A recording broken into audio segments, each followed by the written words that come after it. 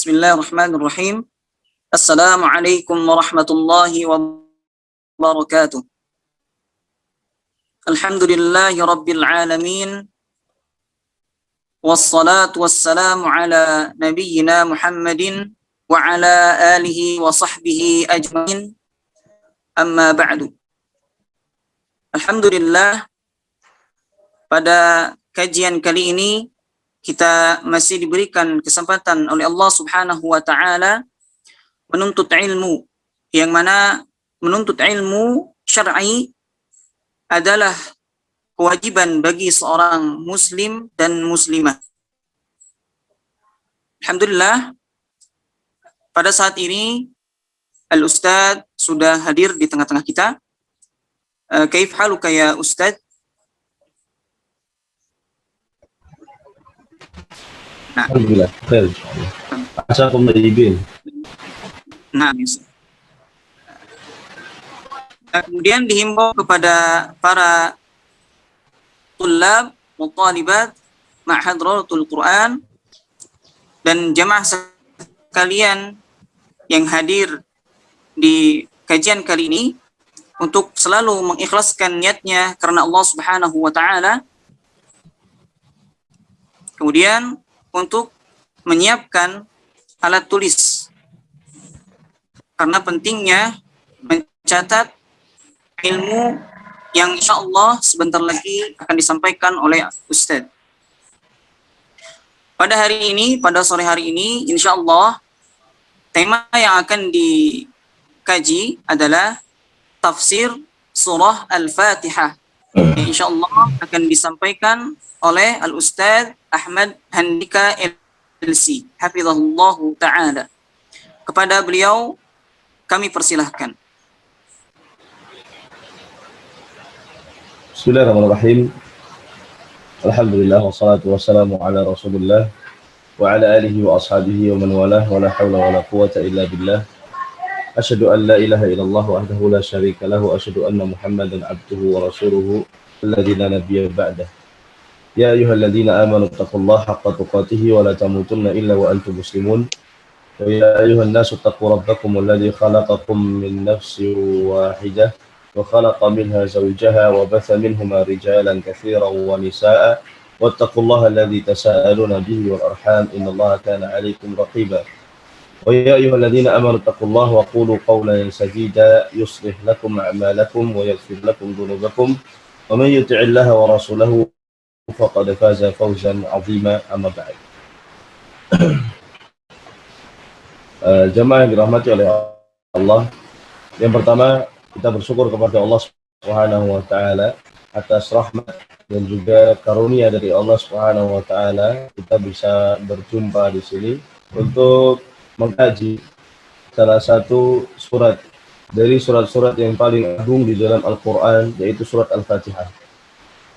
Yang pertama yang akan kita bahas dari surat Al-Fatihah adalah nama dari surat Al-Fatihah, di mana surat ini memiliki beberapa nama, sebagaimana disebutkan oleh Al-Imam Ibnu Katsir rahimahullahu ta'ala dalam kitab beliau Tafsir Quranil Azim. Yang pertama di antara nama surat Al-Fatihah adalah surat Al-Hamdu. Dinamakan surat Al-Hamdu, ya, suratul Hamdu, begitu dengan dhammah, karena di dalamnya ada ucapan Alhamdulillahi Rabbil Alamin. Sebagaimana surat Al-Kafirun, kita sebut surat Al-Kafirun, bukan suratul Kafirin. Dan juga surat Al-Munafiqun, bukan suratul Munafiqin. Ya. Kenapa kok Al-Munafiqun? Kenapa kok enggak Al-Munafiqin? Kenapa kok Al-Kafirun kok enggak Al-Kafirin? Alhamdu bukan suratul Hamdi. Karena ini i'rabnya berdasarkan hikayah, ya, hikayah. Yang namanya hikayah itu kita sebutkan sebagaimana disebut oleh Allah Subhanahu wa taala di dalam Al-Qur'an. Karena bunyinya memang alhamdulillah. Qul ya ayyuhal kafirun, ya. Idza ja'akal munafiqun. Nah, dan seterusnya. Adapun kalau bunyinya menggunakan kasrah misalkan atau ya seperti al-mutaffifin, ya, wailun lil mutaffifin, maka disebut surat al-mutaffifin. Baik, jadi disebut surat Alhamdu karena terdapat ayat yang berbunyi Alhamdulillahi Rabbil Alamin. Kemudian surat ini juga disebut sebagai Al-Fatihah, yang mana artinya adalah pembuka, yakni pembuka mushaf Al-Quran secara lafaz, bukan secara urutan turun ayat Al-Quran. Adapun secara urutan turunnya ayat Al-Quran, kita tahu ya, ayat pertama kali yang turun atau surat pertama kali yang turun kepada Nabi SAW adalah surat Al-Alaq, bukan surat Al-Fatihah. Akan tetapi secara urutan ayat atau surat yang ditulis dalam mushaf, yang pertama kali membuka mushaf adalah surat Al-Fatihah, oleh karenanya dinamakan Al-Fatihah. Kemudian surat ini juga disebut Ummul Kitab atau Ummul Quran. Berdasarkan hadis dari Rasul Shallallahu Alaihi Wasallam yang diriwayatkan dari beberapa sahabat, di antaranya Abu Hurairah radhiyallahu taala anhu, Nabi Shallallahu Alaihi Wasallam bersabda, la salata liman lam yaqra bi ummil Quran, atau bi ummil kitab, atau dalam redaksi yang lain bi fatihatil kitab. Tidak ada salat, artinya tidak sah salat bagi orang yang tidak membaca ummul kitab, ummul Quran, dan fatihatul kitab atau fatihatul Quran, maksudnya surat Al-Fatihah, di mana hadis ini menunjukkan bahwasannya surat Al-Fatihah membacanya merupakan salah satu rukun daripada rukun-rukun salat, yang apabila kita tinggalkan maka salat kita tidak sah dan batal. Kemudian di antara nama surat Al-Fatihah juga adalah surat Ruqyah, ya, surat Ruqyah. Dan ini datang dalam sebuah hadis juga. Ada beberapa sahabat yang mereka sedang safar, kemudian mereka singgah di sebuah kampung, dan ternyata ketua daripada kampung tersebut atau kepala desa dari kampung tersebut sedang sakit. Maka mereka berusaha untuk mengobati kepala desa itu dengan berbagai macam obat, akan tetapi tidak berhasil.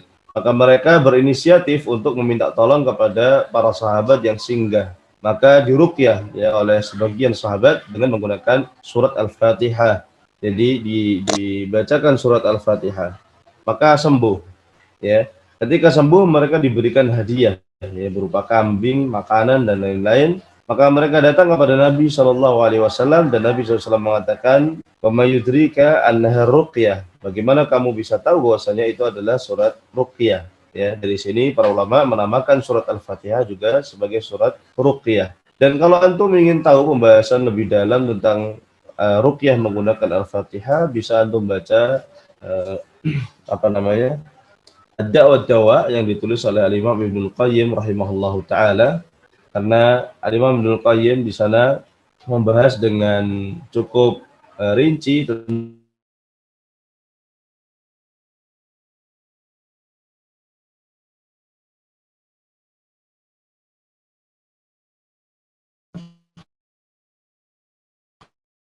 surat Al-Fatihah. Saya haji dan ya, dan beliau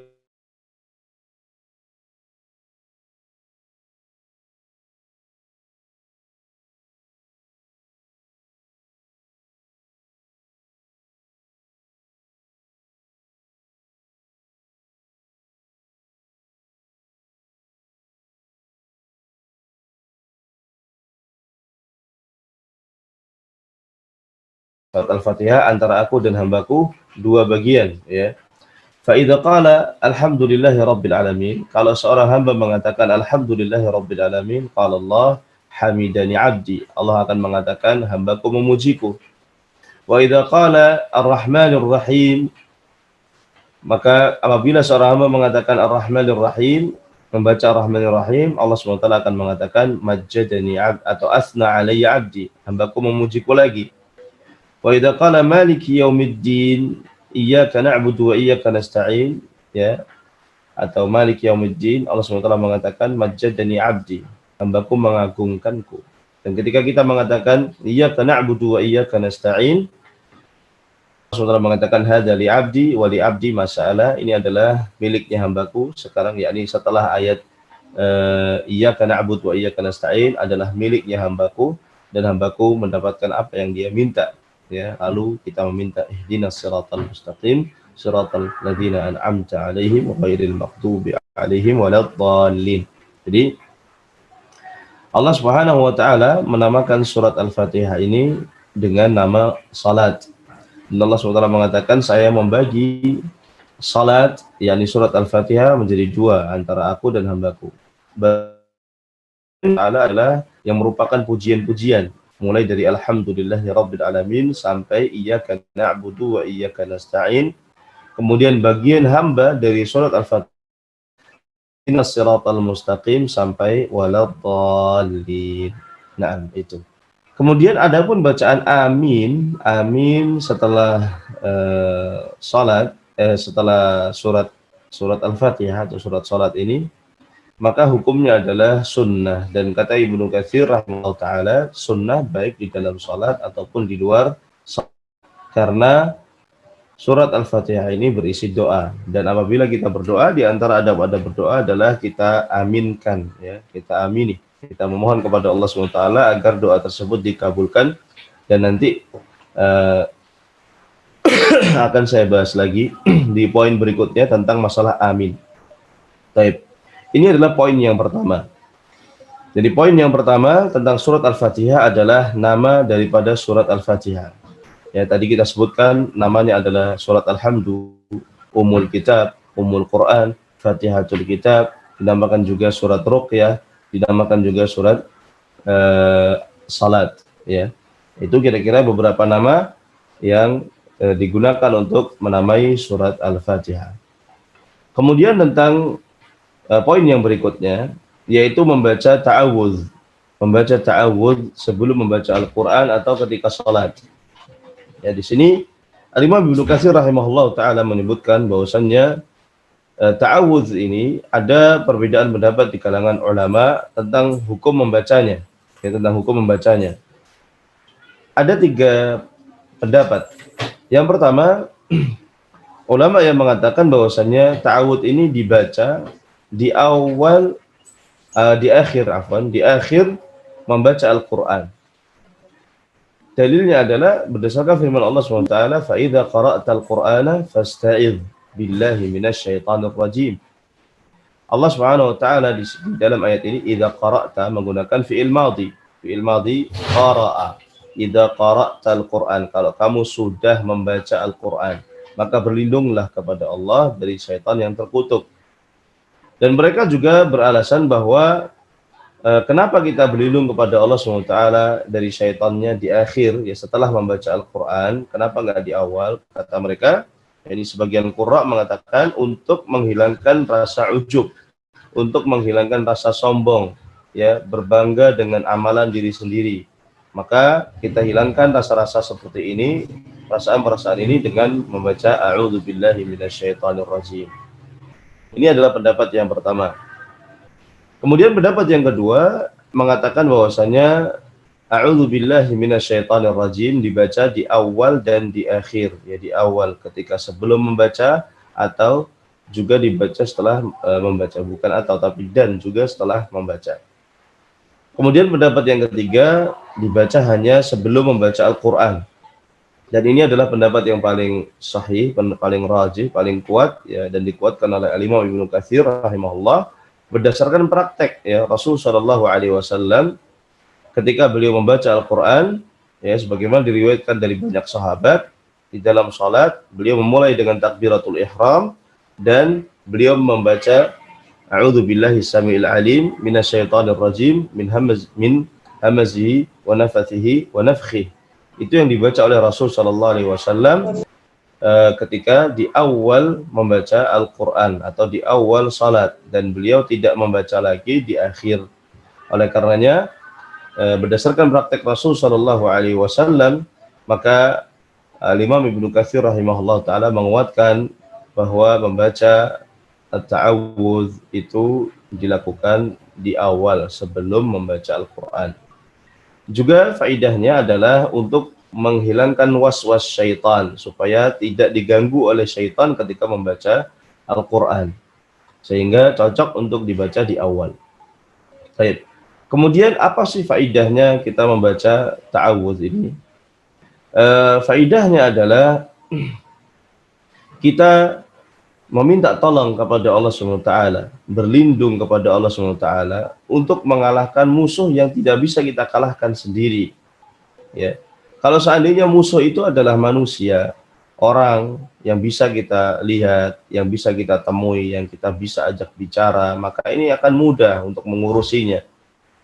Misalkan saudara kita ada yang memutus silaturahim dengan kita, teman kita ada yang berpaling dari kita, maka Nabi SAW katakan, ya, la yahjurul muslimu akhahu fawqa thalath wa khairuhum alladhi yabda'u bis salam. Tidak boleh seorang muslim itu mendiamkan saudaranya lebih dari 3 malam, kata beliau. Dan yang terbaik di antara keduanya adalah yang mau memulai untuk mengucapkan salam. Jadi kita kalau bermusuhan dengan saudara kita sesama manusia muslim, mudah kita menanganinya. Kita ucapkan salam, kita kasih hadiah, kita ucapkan ucapan-ucapan yang baik, insya Allah dia akan suka lagi dengan kita. Demikian pula silaturahim, ya, Nabi SAW mengatakan antasila man qata'aka, engkau menyambung hubungan dengan orang yang memutus hubungan denganmu. Ini juga mudah. Tapi syaitan, bagaimana kita bisa mengalahkan syaitan? Ya, sedangkan Allah SWT mengatakan innahu yarakum huwa wa qabiluhu min haitsu la tarawun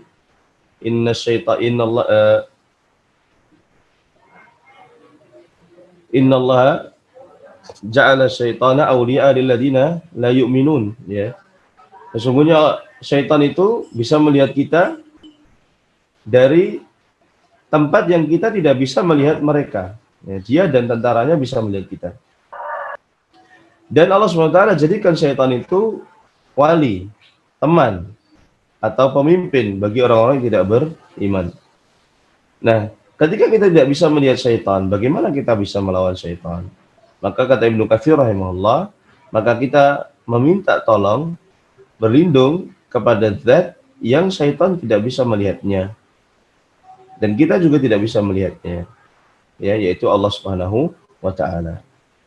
Ada seorang ulama dikisahkan oleh Ibnu Katsir bertanya kepada muridnya, kalau kamu lewat di sebuah jalan dan jalan itu dipenuhi oleh anjing-anjing, bagaimana kamu lewat? Maka murid mengatakan, ya saya lewat, saya usir anjing-anjingnya itu.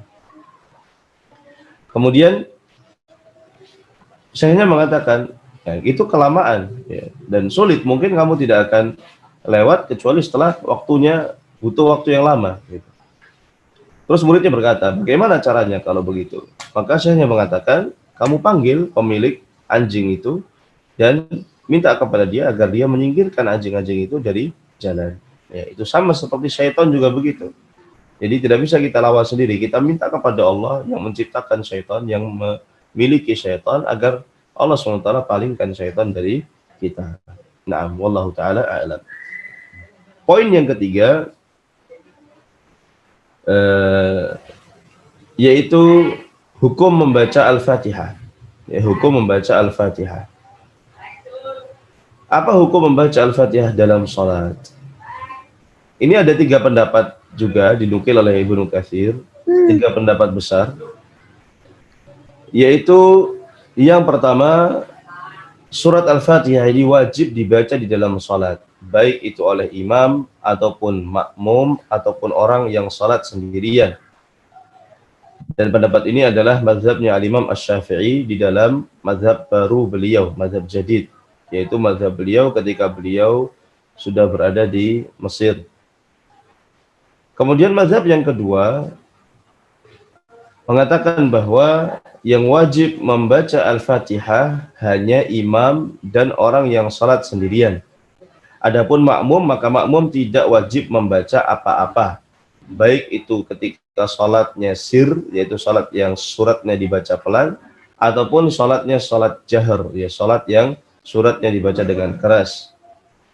Mereka berdalil, yaitu ini adalah pendapat ulama-ulama Hanafiyah, ya, mereka berdalil dengan sebuah hadis yang dhaif, yaitu man kana lahu imam fa qira'atuhu lahu qira'ah. Barang siapa yang sudah memiliki imam, maka bacaannya imam adalah bacaan baginya, yakni cukup bacaan imam, tidak perlu makmum membaca lagi.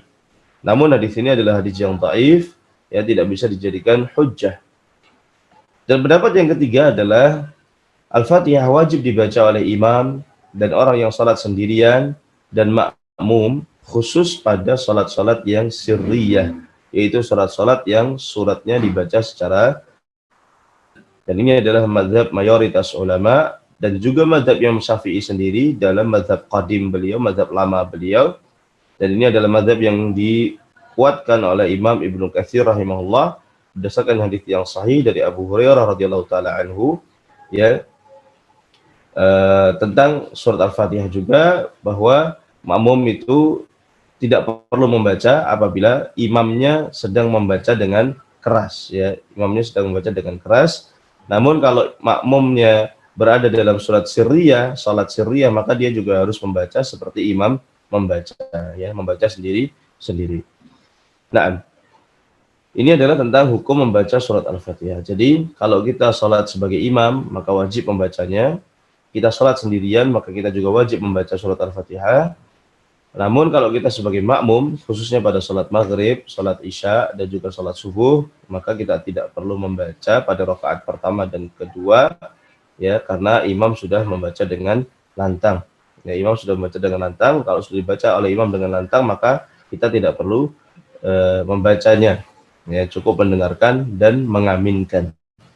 Nah, kembali ke masalah amin tadi, Ibnu Katsir menyebutkan juga bahwa sebagian ulama mengatakan bahwa orang yang mengaminkan doa itu manzilahnya atau kedudukannya sama seperti orang yang sedang berdoa. Hal ini didasari oleh kisah Nabi Musa alaihissalam di mana dia berdoa, ya, kepada Allah SWT agar Allah SWT membinasakan Fir'aun. Ya.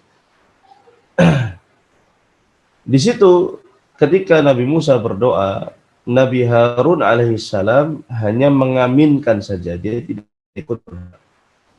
Namun di akhir ayat Allah SWT mengatakan, qala qad ujibat da'watukuma, telah dikabulkan doa kalian berdua. Ini para ulama juga mengambil kesimpulan bahwa makmum, ya, di dalam salat-salat yang kami itu sudah cukup mewakili bacaan mereka kepada surat Al-Fatihah. Ya, dalilnya adalah tadi di mana Nabi Harun cukup mengamini doanya Nabi Musa dan Allah SWT sudah mengatakan ujibat da'watukum, telah dikabulkan atau diterima kalian berdua. Maka makmum ketika dia membaca amin itu sudah dianggap membaca surat Al-Fatihah. Wallahu ta'ala a'lam. Poin yang berikutnya, yang keempat, yaitu tentang membaca basmalah atau tafsir basmalah. Ayat Bismillahirrahmanirrahim diriwayatkan dari sahabat Abdullah bin Abbas radhiyallahu ta'ala anhuma bahwa beliau mengatakan, karena Rasul sallallahu alaihi wasallam la ya'rifu al-fasla bainas suwar. Dahulu Rasul sallallahu alaihi wasallam tidak tahu bagaimana beliau memisahkan antara surat-surat Al-Qur'an hatta yanzila ilaihi Bismillahirrahmanirrahim, sampai turun kepada beliau ayat Bismillahirrahmanirrahim. Dari hadis ini, dan hadis ini sahih diriwayatkan oleh Imam Abu Dawud, Ibnu Katsir mengatakan yang rajih menurut mayoritas ulama, Bismillahirrahmanirrahim merupakan ayat yang digunakan untuk membatasi surat Al-Quran kecuali surat At-Taubah. Ya, karena surat At-Taubah memang tidak diberi Bismillah oleh Rasulullah Shallallahu Alaihi Wasallam. Dan dia merupakan ayat dari surat An-Naml. Nah, ini disepakati oleh para ulama, ya. Wa innahu min Sulaimana wa innahu bismillahirrahmanirrahim. Ya, ucapannya Balqis ketika dia mendapatkan surat, dia mengatakan ini surat dari Sulaiman dan surat ini dimulai dengan bismillahirrahmanirrahim, alla ta'alu alayya wa atuni muslimin. Nah, adapun dalam surat Al-Fatihah, apakah Bismillahirrahmanirrahim termasuk bagian dari surat Al-Fatihah? Di sini ada dua pendapat. Ya. para ulama berbeda pendapat. Ada yang mengatakan Bismillahirrahmanirrahim ini termasuk dari surat Al-Fatihah. Dan ini adalah pendapatnya Imam Asy-Syafi'i rahimahullah. Namun pendapat ulama yang lain seperti Imam Ahmad, Sufyan Ats-Tsauri, Imam Malik, mereka mengatakan bahwa basmalah bukan termasuk dari surat Al-Fatihah. Dan ayat pertama dari surat Al-Fatihah adalah Alhamdulillahirabbil alamin. Terus bagaimana dengan nama surat Al-Fatihah, yaitu As-Sab'ul Mathani, 7 ayat yang diulang-ulang, ya, karena sering diulang di dalam salat. Bagaimana kita mengatakan ada 7 ayat dalam Al-Quran, dalam Al-Fatihah? Maka para ulama mengatakan ayat yang ke-6 dan ke-7 adalah ayat yang ke-7 dari, kalau kita mengatakan Al-Basmalah termasuk surat Al-Fatihah, maka ayat yang ke-7 itu dipotong jadi 2, ya. Siratal ladzina an'amta 'alaihim, itu satu ayat ke-6. Ghairil maghdubi 'alaihim waladdallin, itu ayat ke-7. Sehingga baik kita mengatakan basmalah adalah bagian dari Al-Fatihah atau kita mengatakan basmalah bukan bagian dari Al-Fatihah, tetap Al-Fatihah berjumlah 7 ayat. Ya. Hanya ada perbedaan apakah dimulai ayat pertama dengan Bismillahirrahmanirrahim dan ayat yang ke-7 adalah Siratal ladzina an'amta 'alaihim ghairil maghdubi 'alaihim waladdallin, itu satu ayat, atau dimulainya dari Alhamdulillahirabbil alamin dan ayat ke-6-nya adalah Siratal ladzina an'amta 'alaihim dan ayat ke-7-nya adalah ghairil maghdubi 'alaihim waladdallin. Nah, berangkat dari perselisihan ini, para ulama berselisih lagi. Ya, banyak sekali perselisihan di sini Ustadz. Iya. Memang demikianlah ya fikih, karena dalil-dalilnya rata-rata dhanni, bukan dalil-dalil yang bersifat qat'. Dalil-dalilnya tidak bersifat pasti. Dalil-dalilnya bersifat dhann, yaitu kadang-kadang multi tafsir. Ya, oleh karenanya banyak perselisihan di dalam masalah fikih, dan itu bagus ya, karena itu adalah kesempatan bagi kita para pelajar ini untuk berijtihad, dan di situ pahala isinya. Nah, di situ kita belajar, di situ kita menuntut ilmu, di situ kita mengerahkan seluruh pikiran kita untuk menyimpulkan hukum-hukum dari dalil baik Al-Quran ataupun Sunnah Nabi Wasallam. Kemudian apa basmalah ketika salat? Nah, di sini ada 3 pendapat lagi dari para ulama. Yang pertama, dibaca dengan keras. Dan ini adalah mazhab Imam Asy-Syafi'i rahimahullah. Yang kedua, tidak dibaca sama sekali. Dan ini adalah mazhab Imam Malik. Ya, tidak dibaca sama sekali. Kenapa? Karena bukan bagian dari Al-Fatihah. Tidak perlu dibaca. Dan mazhab yang ketiga, ini Imam Ahmad dan juga lain-lain, Sufyan Ats-Tsauri. Mereka mengatakan dibaca tapi pelan. Ya, dibaca tapi pelan. Jadi kita tetap membaca basmalah tapi tidak dikeraskan ya. Kemudian kita baca alhamdulillah dengan keras. Dan yang paling kuat, pendapat yang paling kuat adalah pendapat yang ketiga. Ini berdasarkan hadis yang tadi kita sebutkan, itu Rasulullah SAW salat yang didengarkan dari beliau itu hanya takbiratul ihram, kemudian setelahnya membaca alhamdulillahirabbil alamin. Itu yang dibaca dengan keras. Dan ini adalah sunnahnya khulafa ar-rasyidin. Semuanya melakukan itu. Dan tidak membaca basmalah dengan keras, mereka membacanya dengan pelan. Dari mulai Abu Bakar, Umar, Utsman dan Ali, semuanya sama. Ini karena beliau mengatakan para ulama sepakat bahwa yang membaca dengan keras dan yang membaca dengan pelan semuanya salatnya sah dan tidak berpengaruh kepada salatnya, karena masing-masing punya panutan dari kalangan sahabat. Wallahu ta'ala. Baik. Adapun dari sisi makna Bismillahirrahmanirrahim, huruf ba di situ adalah lil isti'anah, untuk pertolongan. Artinya kita minta pertolongan kepada Allah Subhanahu wa taala sebelum melakukan segala sesuatu. Bismillahirrahmanirrahim, aqra'ul Quran. Dengan meminta tolong kepada Allah yang Maha Rahman dan Maha Rahim, saya membaca Al-Quran. Dan basmalah ini disunnahkan untuk dibaca di dalam beberapa keadaan.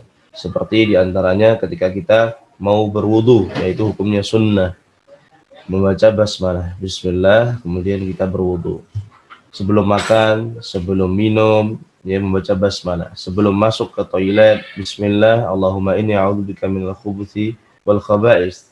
Atau sebelum berhubungan dengan pasangan, suami istri, berdoa, bismillah, Allahumma jannibna syaitan wa jannibi syaitan ma razaqtana.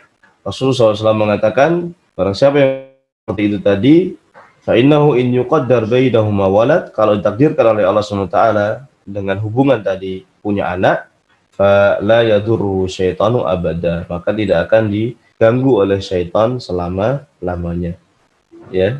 Kemudian ketika menyembelih, dan sebagian ulama mengatakan membaca basmalah sebelum menyembelih hewan itu hukumnya wajib. Ya, sebagian lagi mengatakan sunnah dan bacaannya adalah bismillah Allahu akbar. Nah, ini bisa dilihat di kitab-kitab fikih. Nah, adapun secara makna, maka bismillah, Allah adalah lafzul jalalah, nama Allah SWT yang paling agung. Allah itu, dia adalah nama yang disifati dengan nama-nama yang lain, tidak seperti nama-nama lain. Nama-nama lain itu digunakan untuk mensifati lafaz Allah, tapi Allah tidak digunakan untuk mensifati nama yang lain. Ya, wallah alladzi la ilaha illa huwa al-malikul qudusus salamul mu'minul muhaiminul azizul jabbarul mutakabbir. Ya, di situ lafaz Allah disifati dengan nama-nama yang lain. Makanya Allah ini termasuk nama Allah SWT yang paling besar. Kemudian kata Ar-Rahman dan juga Ar-Rahim, ini adalah dua kata yang mustaq. Mustaq itu artinya turunan, pecahan dari kata rahmah.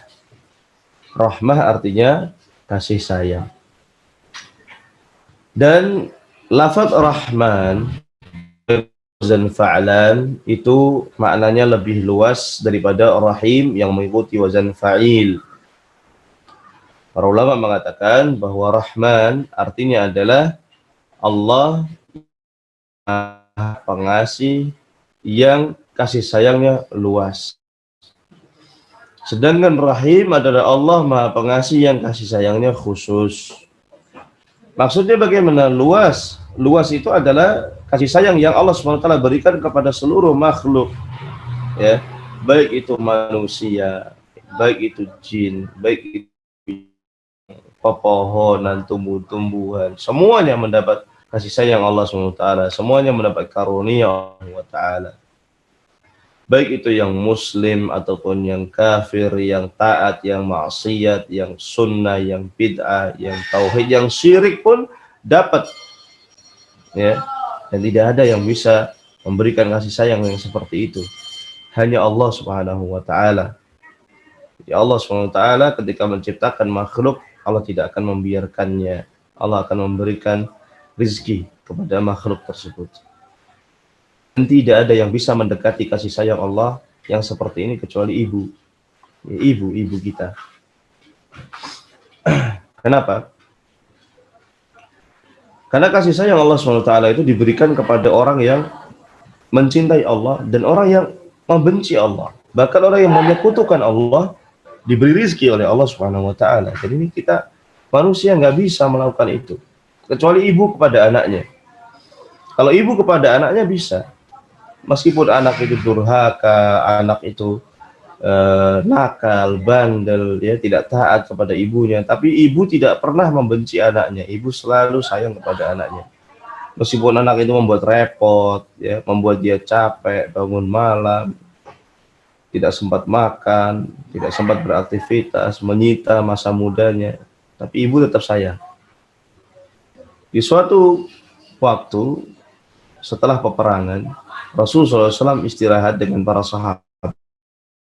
Kemudian mereka melihat ada seorang ibu yang mondar-mandir mencari anaknya sambil menangis. Ketika anak ini ditemukan, maka dia peluk anak itu, ya, dengan erat.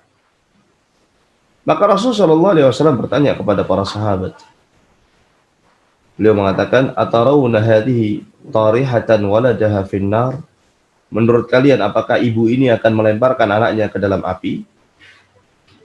Maka kata para sahabat, ya tidak mungkin wahai Rasulullah. Tadi dia cari-cari, ya. Masa setelah ketemu dibuang, dilempar ke dalam api? Maka Rasul sallallahu alaihi wasallam mengatakan, "Lallahu arhamu bi ibadihi min hadhihi biwaladiha." Sesungguhnya Allah Subhanahu wa taala lebih sayang kepada hamba-hambanya daripada ibu ini kepada anak-anaknya. Jadi yang bisa mirip dengan kasih sayang Allah Subhanahu wa taala itu hanya kasih sayang ibu kepada anak. Dan Allah itu lebih tinggi, lebih besar lagi daripada kasih sayang ibu. Ya, karena Allah Subhanahu wa taala memberikan kasih sayangnya kepada semua makhluknya. Taib, itu adalah gambaran dari kata Rahman. Adapun kata Rahim, Rahim di sini dia adalah Allah SWT yang maha pengasih dengan kasih sayang khusus. Hanya diberikan oleh Allah SWT kepada orang-orang yang beriman saja. Sifatnya sempit, tidak semuanya diberi. Tapi Allah SWT berikan kepada orang-orang yang Allah cintai.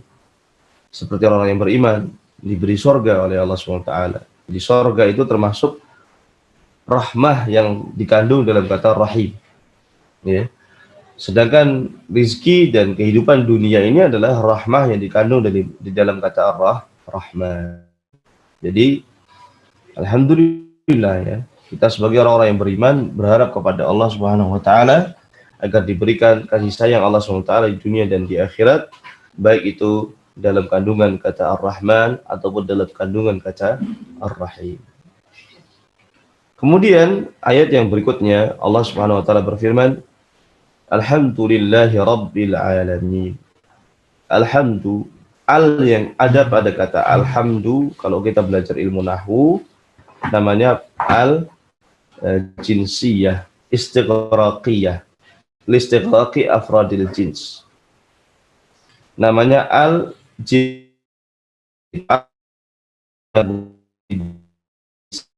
semua jenis puji. Lillah adalah milik Allah Subhanahu wa taala. Dan ini berarti konsekuensinya adalah setiap seorang mendapatkan kenikmatan, maka yang dipuji pertama kali seharusnya adalah Allah Subhanahu wa taala, bukan yang lain.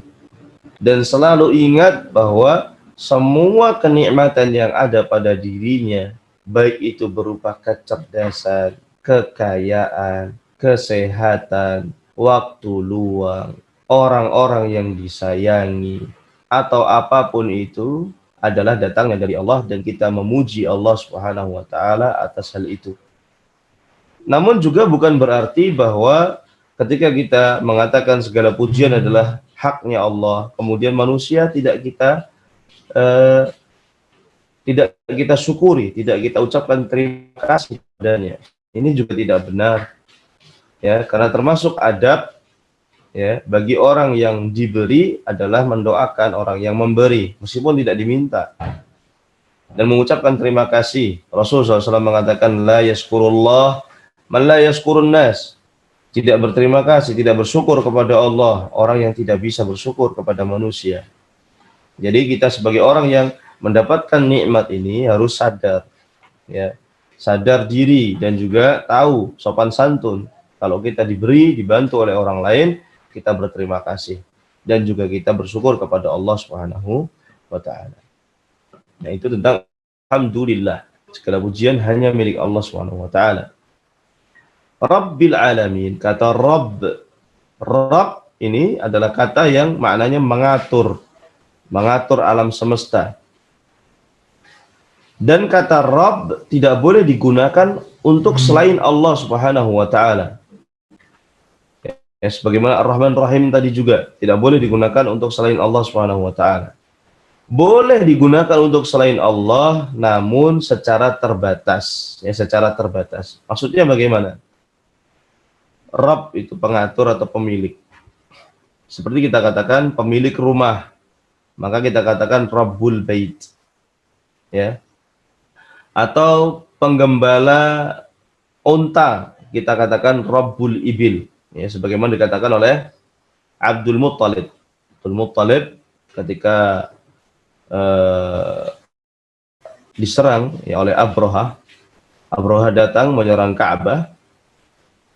Dia di perjalanan menuju Makkah sempat mengambil ya merampas unta-unta yang dimiliki oleh Abdul Muttalib.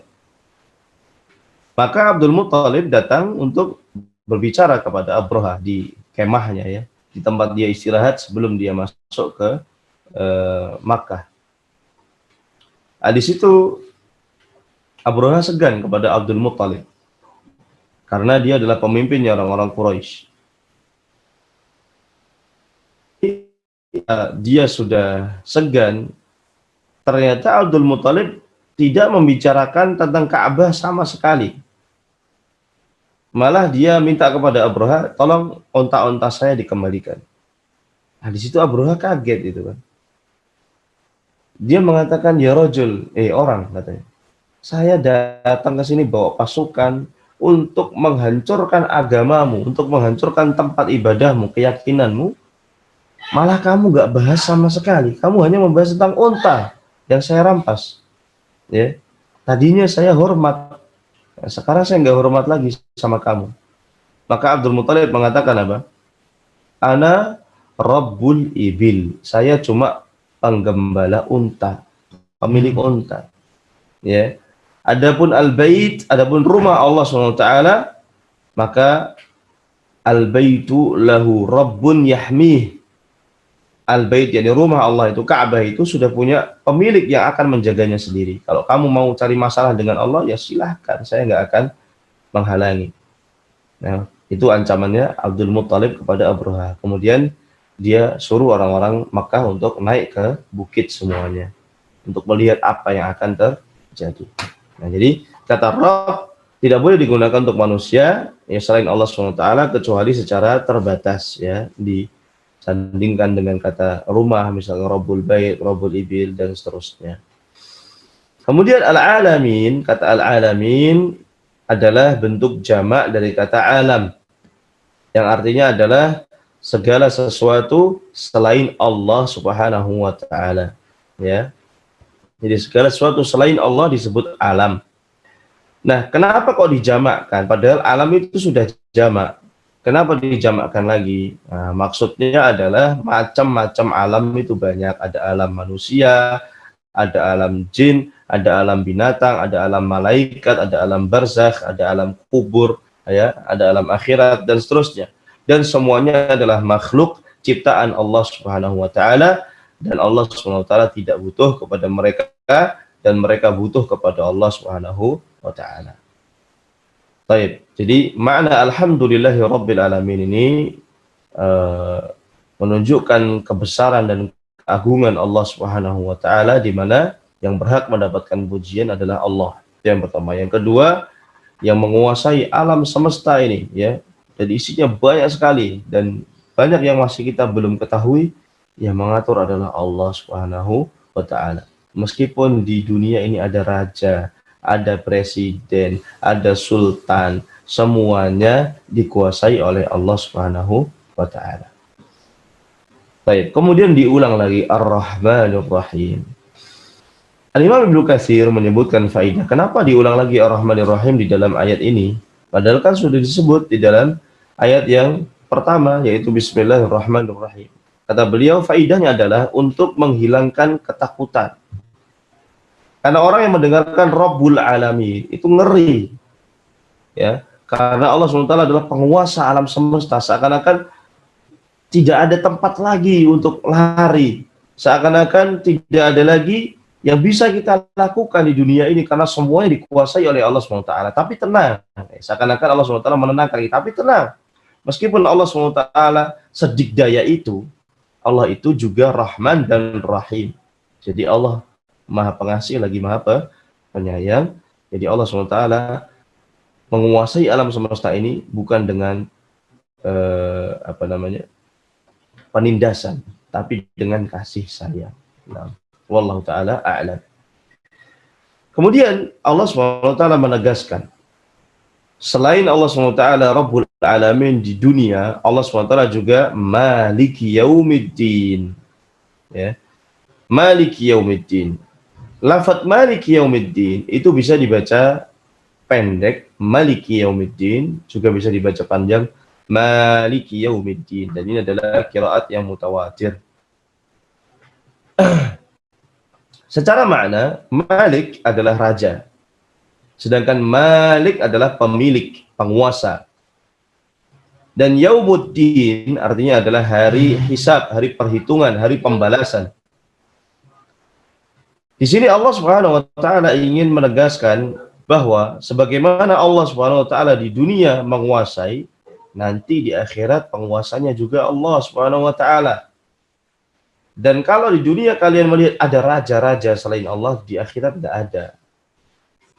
Maka satu-satunya cara untuk selamat di akhirat adalah mendekatkan diri kepada Allah Subhanahu wa taala, Malik Yaumiddin, yang menguasai hari pembalasan, yang menguasai hari perhitungan. Dan di dalam surat Al-Fatihah ini, khususnya dalam ayat Malik Yaumiddin, ada iqrar, ada ikrar, ada penegasan, penetapan tentang adanya hari pembalasan, hari perhitungan. Dan bahwasanya manusia ini, apapun yang mereka amalkan, khairan fa khairun. Apabila amalannya buruk, maka balasannya buruk. Dan apabila amalannya baik, maka balasannya juga akan baik. Dan ini harus kita yakini dan menjadi motivasi seorang muslim. Apa efeknya kalau orang tidak percaya dengan hari kebangkitan? Efeknya apa kalau orang tidak percaya dengan hari pembalasan? Efeknya seperti yang dikatakan oleh Allah Subhanahu wa taala ya, dalam surat Al-Ma'un. Ara'aita alladhi yukadzibu bid-din? Tidakkah engkau lihat kepada orang yang mendustakan hari pembalasan? Apa yang dilakukan oleh mereka? Fadzalika alladhi yad'ul yatim. Mereka adalah orang yang menyia-nyiakan anak yatim. Yahuddu ala ta'amil miskin, dan mereka tidak memotivasi, menyarankan, menganjurkan dirinya dan orang lain untuk memberi makan orang miskin. Kenapa? Kenapa itu terjadi? Karena mereka tidak percaya kepada hari pembalasan. Sedangkan anak yatim itu di dunia tidak bisa balas apa-apa. Yang diharapkan oleh orang yang mengasuh anak yatim, yang berderma kepada anak yatim, kepada orang miskin, yang diharapkan adalah akhirat. Nah, bagaimana kalau orang nggak percaya akhirat? Nggak bakal dia berderma kepada anak yatim ataupun orang miskin. Karena anak yatim nggak bisa ngasih antum apa-apa. Orang miskin nggak bisa ngasih kita apa-apa. Ini bisa kita lihat ya dari praktek sehari-hari kita. Kalau kita kerja misalkan di sebuah kantor, perusahaan atau apalah, kemudian direktur kita mau datang ke rumah, kira-kira jamuan apa yang kita akan sajikan untuk beliau? Saya yakin kita akan memberikan yang terbaik. Harapannya apa? Harapannya banyak ya. Yang pertama, kita dekat dengan direktur, ya, naik pangkat, naik gaji, dan lain-lain. Itu harapan-harapan duniawi. Nah, kalau orang nggak percaya dengan akhirat, ya sebatas itu saja. Kalau yang datang orang yatim, ya, atau orang miskin, kira-kira akan dijamu seistimewa direktur atau tidak? Jawabannya tidak. Kenapa? Karena yatim nggak bisa naikkan pangkat. Anak yatim tidak bisa memberikan tambahan gaji, sehingga dia tidak akan memberi anak yatim sesuatu yang layak. Ya kasih makan seadanya, atau bahkan air putih saja, ya. Tapi orang yang beriman kepada hari kiamat, orang yang beriman kepada hari pembalasan, dia orientasinya bukan harapan-harapan duniawi tadi. Orientasinya adalah akhirat, surga Allah Subhanahu wa taala. Nah, ini ya pengaruh dari iman kepada hari akhir, iman kepada hari pembalasan, hari kiamat. Jadi akan membuat kita semakin semangat untuk beramal soleh dan orientasinya adalah ke akhirat bukan ke dunia. Nah, iyyaka na'budu wa iyyaka nasta'in. Iyyaka ini adalah maf'ul bih, objek yang ditaruh di depan sebelum kata kerja, fi'il. Yang mana bentuk gaya bahasa seperti ini maknanya adalah pembatasan. Seakan-akan kita mengatakan iyyaka, hanya kepadamu ya Allah, na'budu, kami menyembah. Wa iyyaka nasta'in, dan hanya kepadamu kami minta pertolongan. Nah, hanya kepada Allah menyembah ini kita harus pahami dengan baik ya, bahwa ibadah itu banyak bentuknya, bukan hanya sholat di masjid, puasa di bulan Ramadan, zakat ketika Idul Fitri ya, bukan hanya itu. Akan tetapi ibadah adalah sebagaimana dikatakan oleh para ulama, ismun jami'un lima yuhibbuhu Allah wa yardah minal a'malil batinati wal zahirah ya. Jadi ibadah adalah sebuah kata yang jami', kata yang menyeluruh, mencakup. Mencakup apa? Segala sesuatu yang dicintai oleh Allah SWT, baik dari ibadah-ibadah batin ataupun ibadah-ibadah zahir, ibadah anggota badan yang lain. Ini adalah makna ibadah. Ibadah hati kita seperti mencintai, membenci, khawatir, takut, ya, berharap, itu semuanya kita tujukan kepada Allah SWT. Kita nggak boleh takut kepada makhluk, apalagi takut yang syirik. Ya, seperti kita takut kalau lewat jalan akan terjadi kecelakaan. Maka kita permisi dulu, ya, permisi penghuni pohon besar, batu besar, perempatan, jembatan, dan lain-lain. Padahal nggak ada apa-apa situ. Nah, ini takut yang bisa mengantarkan kepada syirik. Atau takut yang membuat kita bermaksiat, ya, seperti mau amar ma'ruf nahi mungkar, takut sama orang. Mau negur orang maksiat siang-siang ini bulan Ramadan dia nggak puasa, mau negur itu mikir 1000 kali, nanti orangnya marah, nanti saya dipukul, nanti saya dikucilkan. Nah, ini takut-takut yang nggak syar'i. Ya, yang kita wajib takut yang pertama kali adalah Allah Subhanahu Wa Taala, ya, bukan manusia, bukan makhluk. Cinta juga begitu, yang kita cintai adalah Allah dan sesuai dengan tuntunan Rasulullah. Cinta kepada Rasul juga begitu, ya. Cinta kepada Rasul sesuai dengan tuntunan Rasul SAW. Nggak boleh kita asal-asalan, karena cinta ini ibadah, dan ibadah itu ada tuntunannya. Ya, contoh mudahnya begini, kalau kita mau sholat, kemudian ada makanan yang sudah dihidangkan, mana yang kita mulai duluan? Sholat dulu atau makan dulu? Kata Rasulullah SAW, makan dulu. Ya. Beliau mengatakan apa? La salata bihadrati ta'am. Nggak boleh sholat ketika makan sudah dihidangkan. Apakah maknanya kita lebih mencintai makan daripada Allah? Bukan. Tapi begitulah cara kita diajari oleh Rasulullah SAW. Kenapa? Supaya sholat itu mikirnya fokus kepada Allah, tidak mikir makanan. Ya. Jangan sampai kita menghadap Allah, tapi otak kita ini terbang kemana-mana, memikirkan hal-hal yang tidak penting. Ini kan nggak sopan namanya, ya. Masa kita menghadap Allah tapi mikir makan, gitu, mikirin perut. Nah, ini kan nggak sopan. Maka kalau kamu mau menghadap Allah, makan dulu, selesaikan dulu, ya, fokuskan dulu hatimu. Nanti kalau udah bersih, baru menghadap Allah Subhanahu Wa Taala. Nah, itu contoh cinta. Jadi nggak boleh kita sembarangan. Mencintai Allah dan mencintai Rasul itu ada aturannya juga. Nah, membenci juga begitu. Membenci sesuatu juga ada aturannya. Nggak boleh kita mentang-mentang benci kepada sesuatu karena Allah gitu. Kemudian kita bertindak anarkis. Atau apalagi kita bertindak radikal. Benci orang kafir. Kemudian kita bunuh orang kafir. Apakah ini tindakan yang benar? Salah. Orang kafir itu nggak semuanya dibunuh. Boleh. Nggak boleh dibunuh semuanya. Ada 4 orang kafir itu. Ada kafir harbi, kafir yang memerangi kita di dalam peperangan. Nah, itu kita boleh bunuh itu. Ada kafir zimmi, kafir yang dilindungi oleh negara, yang tinggal di negara Islam, tinggal di negara kita, dia bayar pajak juga. Bayar, kalau zaman dulu bayar apa namanya? Jizyah. Sekarang nggak ada jizyah. Al-muhim dia tinggal di negeri kita. Atau kafir yang musta'man, ya dijamin keamanannya oleh negara.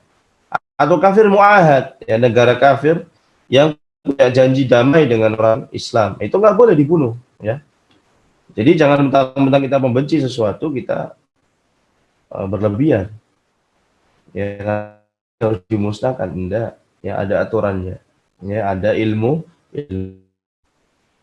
Kemudian anggota tubuh yang lain juga sama, ibadahnya iyyaka na'bud, hanya untuk Allah Subhanahu wa taala. Mulut kita jaga dari ucapan-ucapan yang tidak diridhoi oleh Allah Subhanahu wa taala. Sebagaimana Rasulullah SAW ketika anaknya meninggal Ibrahim, beliau mengatakan la naqulu illa ma yurdi rabbana wa inna bi firaqika ya Ibrahim lamahzunun. Kita tidak mengatakan kecuali ucapan yang diridhoi oleh Allah, dan kami bersedih atas perpisahan denganmu wahai Ibrahim. Karena apa? Dalam kondisi-kondisi emosional seperti itu kadang-kadang orang mengucapkan ucapan sembarang. Ya. Ya Allah tidak adil. Kenapa dia yang mati duluan, anak saya yang masih kecil? Kenapa enggak saya duluan? Nah, itu kan protes kepada takdir Allah Subhanahu wa taala, enggak baik itu. Ketika sedang marah, kita mengumpat, ya, memaki. Nah, ini jaga lisan kita, ya. Ini juga termasuk ibadah, sarana ibadah lisan ini. Jadi ucapkan hal-hal yang membuat Allah ridho, jangan yang membuat Allah murka. Mata kita, telinga, tangan, kaki kita, pikiran kita, ya semuanya kita jaga untuk Allah Subhanahu wa taala. Wa iyyaka nasta'in, hanya kepadamu lah kami minta pertolongan. Minta tolong untuk apa? Yang nomor 1, ketika minta tolong jangan dipikirkan minta tolong dunia. Ya Allah, ya tolonglah saya supaya cepat dapat jodoh, tolonglah saya supaya cepat kaya, tolonglah saya supaya sekolah, tolonglah saya supaya dapat beli rumah, beli mobil. Bukan. Yang pertama kali kita minta kepada Allah adalah minta tolong supaya dimudahkan, dikuatkan untuk beribadah. Zaman dulu ulama nangis, ditanya kenapa nangis? Saya sudah tidak kuat lagi. Al-Baqarah 1 rakaat. Zaman kita 1 lembar 1 rakaat nangis. Kenapa? Nggak kuat, ya. Bukan karena dulu nggak kuat Al-Baqarah nangis, kuatnya cuma setengah nangis. Ya, sekarang beda, kebalik, ya. Imamnya baca agak panjang dikit nangis, ya karena dia nggak kuat. Nah itu, jadi minta tolong kepada Allah agar dikuatkan ibadah, ya. Kalau kita kuat ibadah, otomatis insya Allah itu adalah jalan yang terbaik, ya. Allah SWT berikan kita yang terbaik, dan itu adalah jalan menuju surga. Kemudian ihdinas siratal mustaqim, ya Allah tunjukkanlah kepada kami jalan yang lurus. Jalan yang lurus itu apa? Islam. Islam yang murni dari bid'ah, murni dari syirik. Apa itu bid'ah? Bid'ah adalah perkara-perkara baru yang diada-adakan di dalam agama, baik itu berupa akidah, keyakinan atau ibadah, ya. Baik itu bid'ah hakikiyah ataupun bid'ah idhafiyah. Bid'ah hakikiyah adalah bid'ah yang tidak ada sama sekali di zaman Rasul SAW. Ada 6 kelompok, ya, menjadi pentolan bid'ah hakikiyah ini. Yang pertama disebutkan oleh Imam Ibnul Jauzi dalam kitab Talbis Iblis adalah Al-Haruriyah. Al-Haruriyah itu Khawarij. Yang mereka mengkafirkan orang dengan dosa besar. Lawannya Khawarij Murji'ah. Murji'ah mengatakan iman itu nggak bisa berkurang. Meskipun kalian berdosa, imannya tetap aman. Yang ketiga ada kelompok yang mengingkari takdir seperti Qadariyah, itu nggak percaya takdir dia. Lawannya Qadariyah ada Jabriyah yang mereka menetapkan takdir berlebihan. Yang kelima, ada orang-orang Jahmiyah yang mereka menyimpang dalam akidah tauhid kepada Allah SWT. Yang terakhir ada orang-orang Rafidah, yaitu Syiah Rafidah, yang mereka menyimpang dalam banyak hal ya. Di antaranya adalah mereka mengatakan bahwasanya Abu Bakar dan Umar itu ya tidak sah menjadi khalifah, dan mereka merebut kepemimpinan dari Ali bin Abi Thalib. Dan lebih parah ya, Rafidah banyak. Nanti di situ dijelaskan oleh Imam Ibnu Jauzi dalam kitab Talbis Iblis bahwa 6 kelompok ini muncul cabang-cabangnya banyak sekali. Kemudian bid'ah idhofiyah yang terakhir mungkin ini karena udah jam 5. Bid'ah idhofiyah adalah bid'ah yang secara dasarnya ada di dalam agama kita, sholat misalkan ya, puasa, zikir, baca Quran, tapi ditambah-tambahi atau dikurang-kurangi. Dalam 6 poin juga. 6 poin itu apa? Yang pertama, sebabnya. Ya, ada ibadah yang sebabnya sudah ditentukan oleh Allah, ada yang sebabnya masih dibebaskan. Seperti baca Quran bebas kok, nggak ada sebab khusus.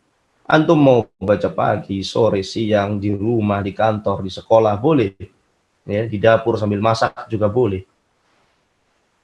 Ada ibadah yang sebabnya sudah dikhususkan, ya, ada sebab khusus. Seperti tahiyatul masjid, sholat tahiyatul masjid, sebabnya apa? Ya karena masuk masjid. Maka yang sudah ada sebabnya nggak boleh kita robah. Yang sebabnya dibebaskan oleh syariat, nggak boleh kita bikin sebab khusus. Misalkan, oh ini hari Kamis nih, maka kita baca surat Yasin. Ya itu nggak ada. Harus ada dalilnya. Karena asal hukum ibadah adalah haram. Ya, menjadi masyru' disyariatkan kalau ada perintah. Kemudian yang kedua, masalah waktu. Ada ibadah waktunya sudah ditentukan, seperti sholat subuh misalkan, atau sholat 5 waktu, haji, sudah ditentukan. Ada ibadah yang waktunya bebas. Yang bebas nggak usah dikhususkan. Yang khusus jangan diganti. Bebas, contohnya apa? Anda mau zikir bebas. Ya, zikir-zikir subhanallah, bihamdihi, subhanallahil azim, bebas. Anda baca pagi, sore, siang, malam, boleh. Tapi kalau sholat, ya nggak bisa Anda ganti-ganti. Nah, maka di sini kita nggak boleh mengkhususkan hari-hari tertentu untuk zikir tertentu, ibadah tertentu, puasa, khusus di hari Jumat, nggak boleh. Ada larangannya dari Nabi SAW. Khusus hari Sabtu, nggak boleh. Ya. Atau meyakini hari-hari tertentu punya keutamaan dibandingkan hari yang lain. Nah, ini harus ada dalilnya. Yang ketiga, tempat. Ada ibadah yang tempatnya bebas, baca Quran bebas, di mana aja boleh, selama itu bukan tempat kotor. Ada ibadah yang tempatnya sudah ditentukan, haji ya harus di Mekah, nggak boleh antum tawaf di tempat lain. Ya, tawaf keliling tempat lain nggak sah, nggak bisa dianggap haji. Ya, yang bebas nggak usah dikhususkan, yang sudah khusus jangan diganti. Kemudian yang keempat adalah jenis. Ya, jenis seperti korban, ibadah korban. Jenis hewannya sudah ditentukan. Itu apa? Unta, sapi, dan kambing. Boleh nggak diganti dengan yang lebih mahal, misalkan? Apa contohnya?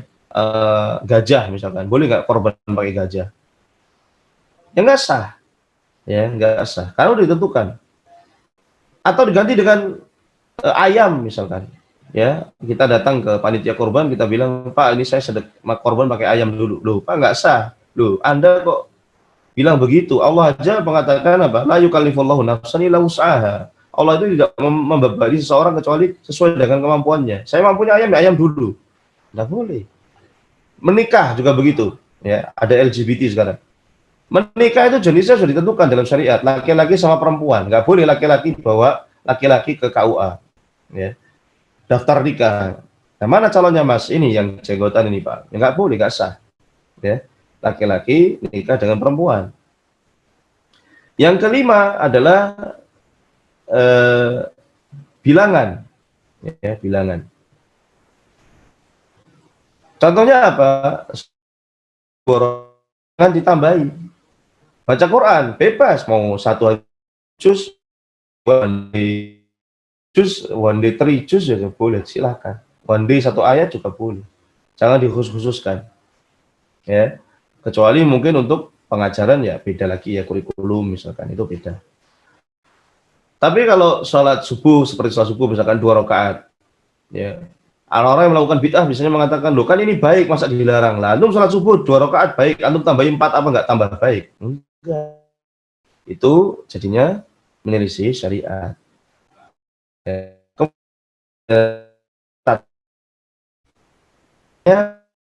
baca Quran itu bebas. Atau mau sambil berdiri, sambil duduk, sambil tidur boleh. Sambil naik motor boleh, nunggu lampu merah sambil murojaah Quran boleh. Tapi ada tata cara ibadah yang sudah ditentukan. Nah, ini jangan diganti-ganti.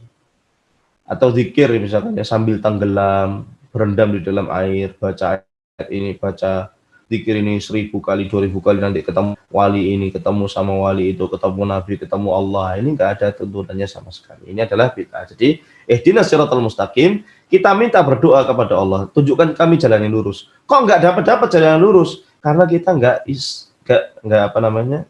Enggak belajar ya. Enggak istiqomah di situ. Jadi kita harus sadar apa yang kita minta itu. Jangan sampai kita minta itu seperti orang umroh. Orang umroh itu ada guide-nya. Doa siapa ya guide-nya? Nanti mereka apa? Ikut aja, didikte sama guide-nya. Kira-kira dikabulkan nggak doanya orang seperti itu? Nggak bakal dikabulkan. Maryam saja ketika dia hamil, melahirkan, minta makan sama Allah. Dikasih nasi padang dari langit? Enggak. Ya, disuruh menggoyangkan itu pohon kurma. Allah SWT katakan bahwa huzi ilaiki bijid'in nakhlati tusaqit 'alaiki rutaban janiyya. Itu goyangkan pohon kurma sebesar itu. Iya, usaha dulu.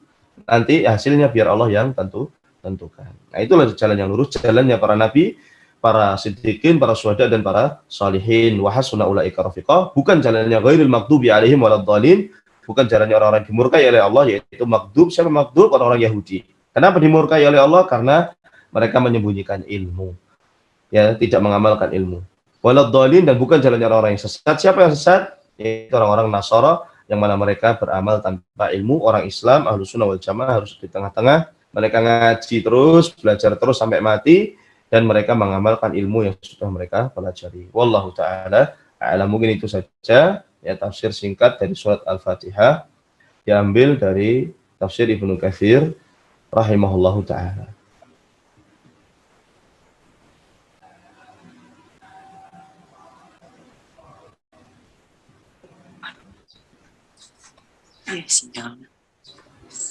Nah, jazakallah khair ya Ustaz. Barakallahu fiik. Nah, alhamdulillah kajian kita telah selesai. Sudah jam 5 lewat. Mungkin kalau ada yang bertanya masih bisa Ustaz? Kalau ada yang bertanya. Nah, silakan. Nah, kalau misalnya ada yang bertanya, silakan bisa. Mungkin 1 atau 2 pertanyaan.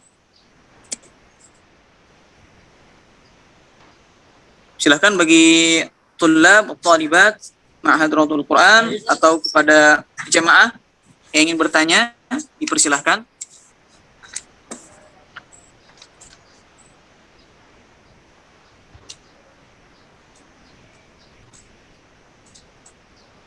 Nah, alhamdulillah ada pertanyaan Ustaz. Pertanyaan yang pertama, apa hukumnya mengaminkan imam yang bacaan Al-Fatihahnya tidak benar atau sempurna? Karena bacaan Al-Quran jika baca dengan lahan dapat mengubah arti atau makna dari ayat tersebut. Jadi apa hukumnya ya Ustaz? Jazakumullah khair. Hukum mengaminkan Al-Fatihah secara umum ya, ketika ada imam membaca surat Al-Fatihah maka kita aminkan. Adapun urusan lahan, maka yang pertama yang harus kita lakukan adalah kalau memang imamnya ini lahannya jali, ya, lahan-lahan jelas itu, salah-salahnya parah, ya harusnya jangan dijadikan imam. Kalau kita memang memandang sholat dia ini lahannya parah itu ya, maka kita boleh mufaraqah. Ya. Mufaraqah itu apa? Niat memisahkan diri dari imam ini. Jadi kita hanya ikut gerakannya saja, namun kita niatnya sholat sendiri. Nah itu apabila lahannya jelas. Tapi kalau lahan-lahan yang tidak parah ya, karena memang banyak masyarakat kita yang mungkin tidak mendapatkan pendidikan tentang masalah ini, sehingga lahan ada di kalangan mereka namun tidak parah, maka ini kita aminkan, jadi tidak masalah insyaallah. Wallahu taala alam. Jazakallah khair ya Ustaz. Pertanyaan selanjutnya, di kampung saya bismillahnya dibaca jahar, sedangkan saya biasa membaca bismillah dengan disirkan. Ya. Ketika itu saya disuruh menjadi imam. Ketika disuruh jadi imam itu lebih baik saya membaca basmalah dijaharkan atau disirkan ya Ustaz? Barakallah. Baik. Tadi kita sudah sebutkan bahwa Imam Ibnu Katsir mengatakan baik yang membaca basmalah dengan jahar ataupun membaca basmalah dengan sir itu sholatnya sah. Dan ini bukan perkara wajib atau yang bisa membatalkan sholat, ya, sehingga insya Allah ada toleransi lah di situ ya. Dan untuk menjaga supaya kita tidak ribut misalkan dengan masyarakat, ya udahlah awal-awal kita ikuti seperti apa yang mereka lakukan, dan itu tidak bahaya bagi sholat kita insya Allah. Namun di situ juga kita harus ada pendidikan, ya. Sekali-sekali kita sir, apalagi kita dijadikan imam gitu. Dan mereka harus tahu kalau kalian menjadikan saya imam, maka yang diikuti itu saya. Ya. Masa ada imam mengikuti makmum gitu kan? Makmum ikut imam. Nah, pemahaman seperti ini harus diajarkan juga kepada masyarakat supaya mereka paham bahwa oh ternyata di dalam masalah ini ada perbedaan pendapat dan masalahnya longgar insya Allah ya. Tidak terlalu prinsip sebenarnya ya perselisihan di dalam masalah ini. Jadi jangan sampai menyebabkan kita berpecah belah. Jadi pinter-pinternya bagaimana dai itu bermuamalah dengan masyarakatnya. Nah, Anda sarankan antum kalau mau baca di kitabnya Syekhul Islam Ibnu Taimiyah di Majmu' Fatawa tentang menimbang ya bagaimana maslahat dan madarat, itu beliau bahas secara rinci di sana, bahwa meninggalkan kadang-kadang perkara-perkara sunnah itu lebih afdol demi persatuan umat, tapi juga harus sambil mengedukasi masyarakat. Nah, wallahu a'lam.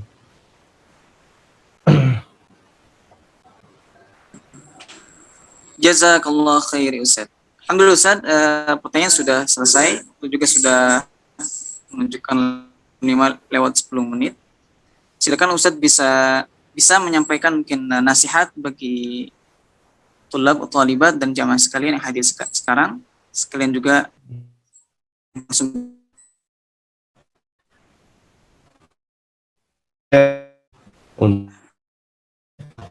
di Ramadan ini kita minta kepada Allah agar dikuatkan ya, istiqomah, karena biasanya kalau kita sudah capek ya ibadah itu kadang-kadang ada futur ya, ada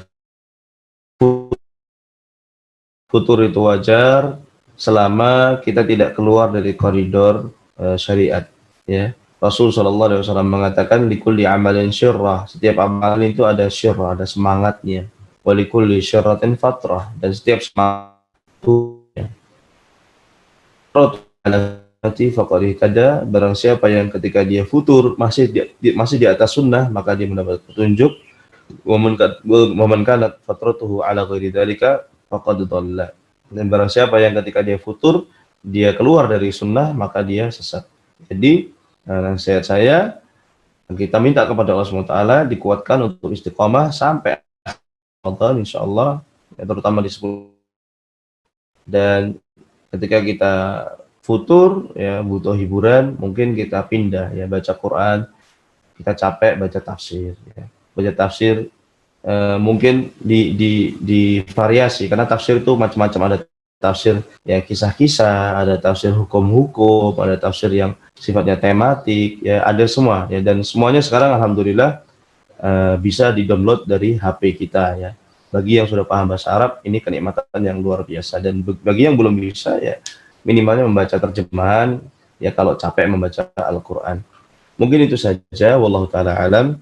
Saya akhiri dengan doa kafaratul majlis. Subhanakallahumma bihamdika asyhadu an la ilaha illa anta astaghfiruka wa atubu ilaik. Wassalamualaikum warahmatullahi wabarakatuh.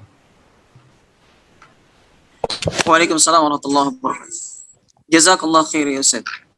Alhamdulillah, Jazakallahu khair Ustaz dan para jamaah.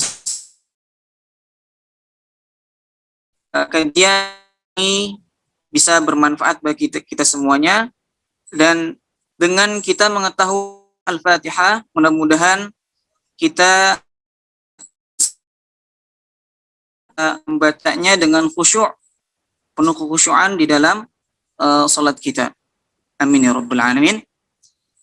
Sekian sampaian, mohon dimaafkan kurang lebihnya, saya minta maaf. Jazakumullahu khairan. Wassalamualaikum warahmatullahi wabarakatuh.